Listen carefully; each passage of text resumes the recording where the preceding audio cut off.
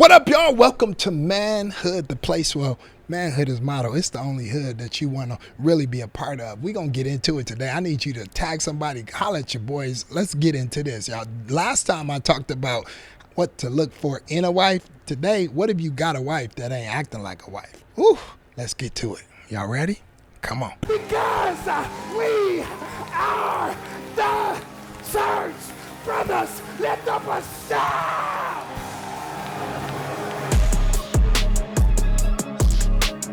Manhood, a new YouTube series by Dr. Jermone Glenn for men and the people who love them. Tune in live on YouTube at 7 a.m. Central or watch anytime on YouTube at Jermone Glenn.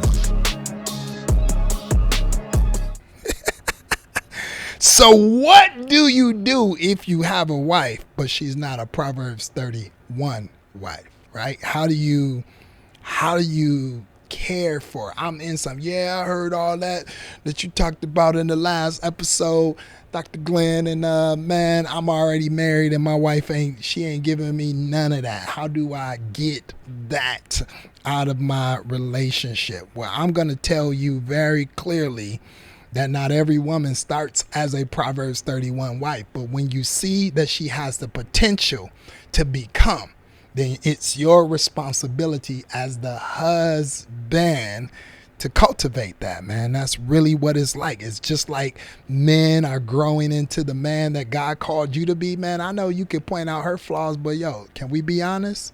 We ain't everything we supposed to be yet, neither. And it takes someone to love us into our best self, as well as we love others into their best self. Man, we want to do the very best we can to come to our marriage relationship healed, whole individuals. But if we're honest, sometimes we have broken situations and circumstances that leave us tattered and shattered. And we come to our marriage with the pieces of what we have left. And that's the power of love, because if you marry the right person, they'll help you heal in the areas that you were broken the most, man. And if we love right and live right and lead right, we can actually heal the broken places in one another. So when we talk about somebody not being perfected or perfect, man, perfect love casts out all fear. And just like you're evolving, she's evolving too. I had to learn that in my own marriage, that my role wasn't to criticize my wife or to point out all of her flaws or all the areas that she wasn't meeting the match, right? My role wasn't to criticize her, neither was it to constantly critique her. But I had to learn to cultivate her and care for her and communicate with her, because she literally becomes what I say about her. Let's walk through what it looks like to do those three things if you're married to a woman that's not yet a Proverbs 31 wife. Number one, the first thing I said, you got to cultivate her.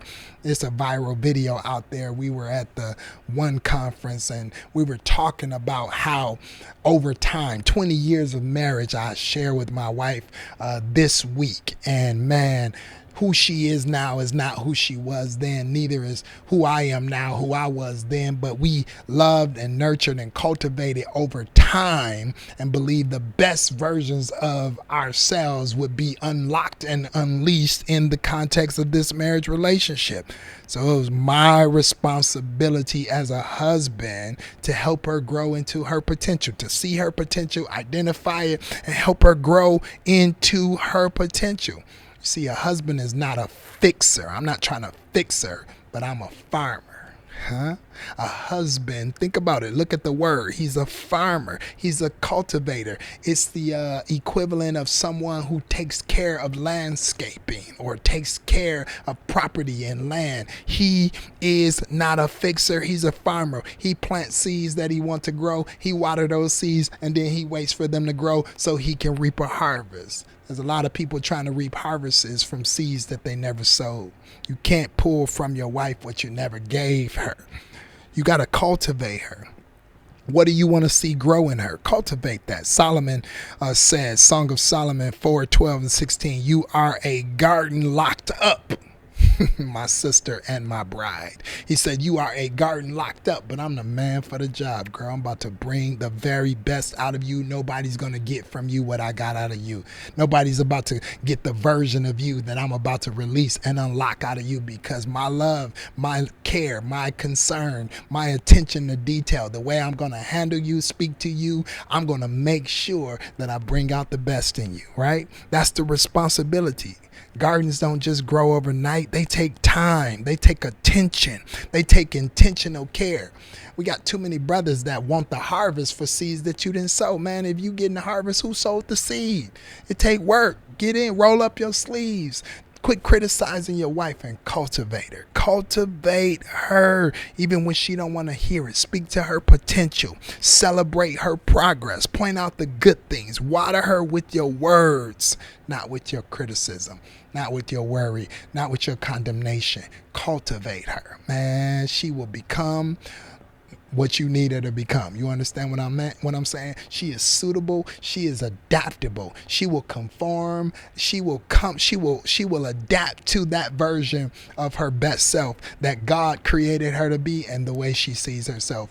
But many of us want the finished product without putting in the work. All right. Number 2, care for her. Care for her. Love her where she is. Love her like she is. Love her where she is. Love her as Christ loved the church, right? You gotta make sure that real care is not conditional. Real care is not conditional. This not if you do this, then I'll do that. No. This is I'm gonna be consistent in my care for you. It's not seasonal. It's beyond your weakness. It's beyond your weariness. It's in your transitions. It's in your up and down. It's when you give me what I want. It's when I give you what you want. It's when I don't get what I want. It's when you feel like it is when you don't. I'm going to care for her. You have the responsibility, man, to care for your woman, care for your wife. Make sure she feels loved and cared for. 1 Peter 3:7 says, husbands, live with your wives in an understanding way.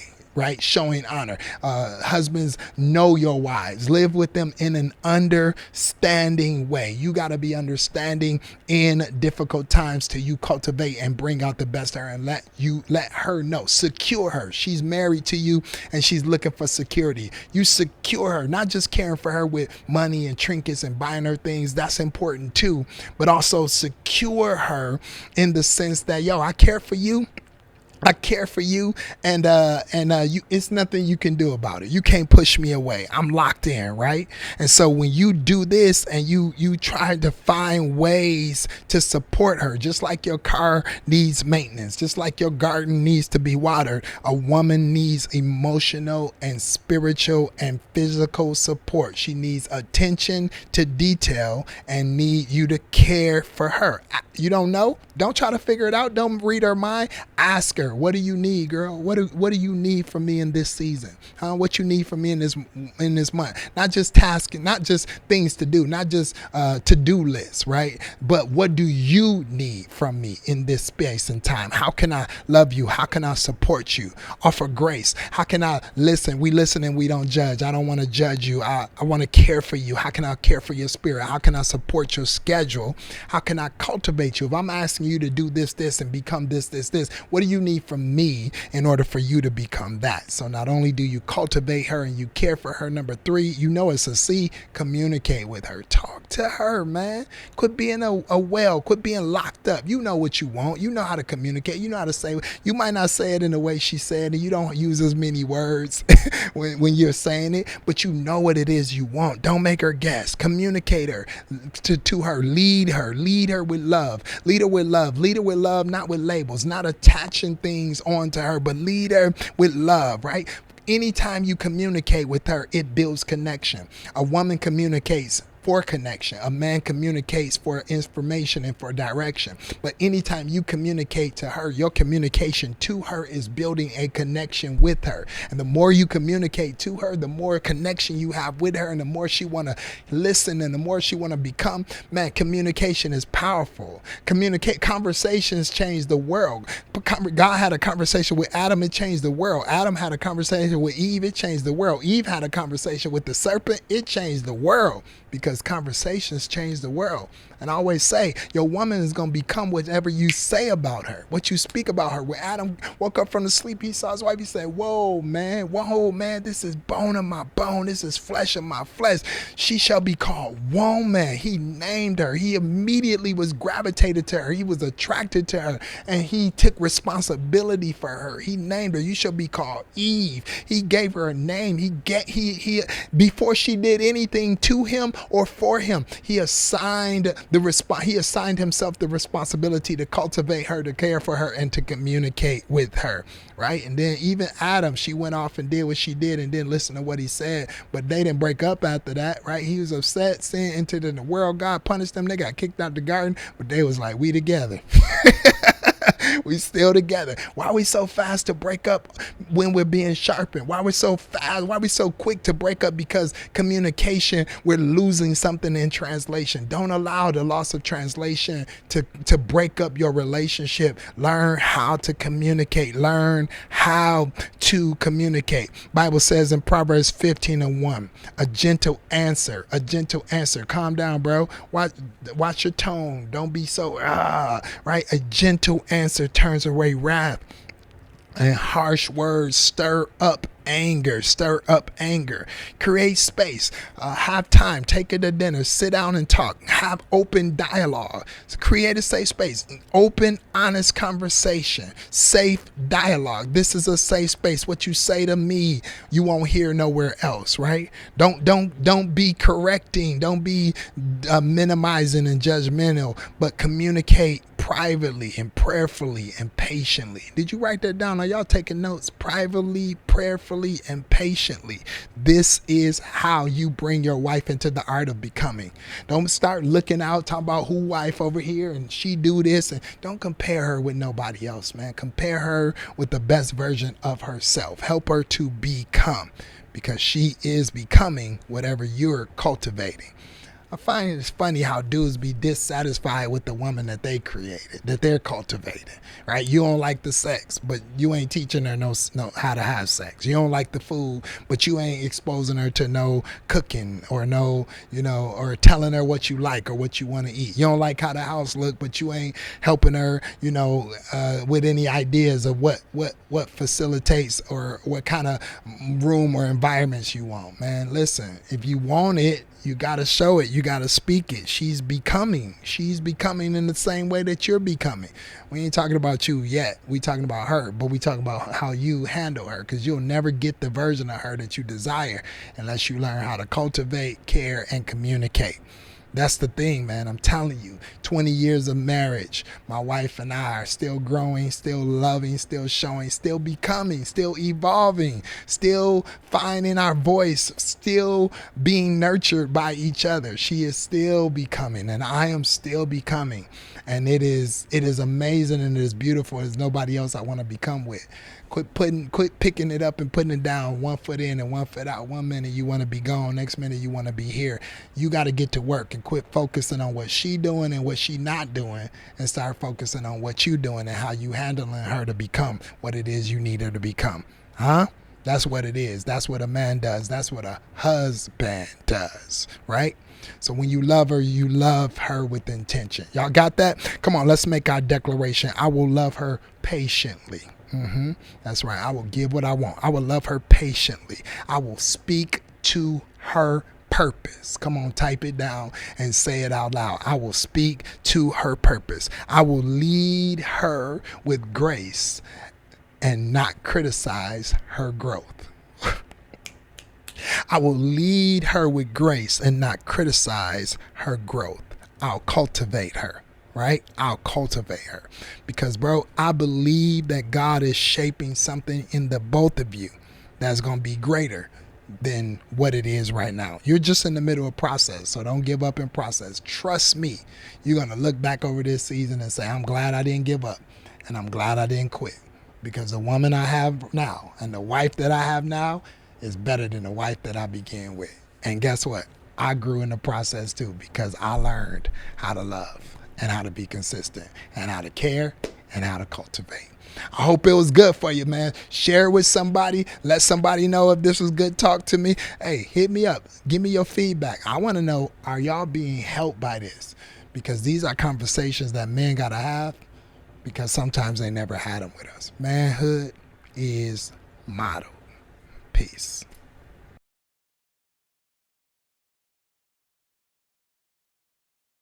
Yeah, unfortunately, I think I watch people give up too fast. They wanted somebody else's finished product instead of finishing what they started. I mean, if you get a finished woman, who finished her? If you get a finished woman, who's she fit for? If you didn't do the work, then who put in the work for you to have the version of the woman that you have? And if it wasn't her father, and if it wasn't her family, then you know what, who taught her what, and they didn't teach it for you. So you can't shy away from putting in the work for the version of the woman that you desire, because that's your responsibility. And that's what the two becoming one is all about. It's the becoming one. It's the process of becoming one that we chip away all of the stuff, and that we're formed, and that we're fit, and that we're malleable, and that we are allowing our lives to be infused together. Iron sharpening iron, and creating and cultivating. So I watch people put more effort and more time in girlfriend-boyfriend relationships than they're willing to put into their own marriage. Maybe because they're tired, because they was trying to fix something that wasn't even a fiance.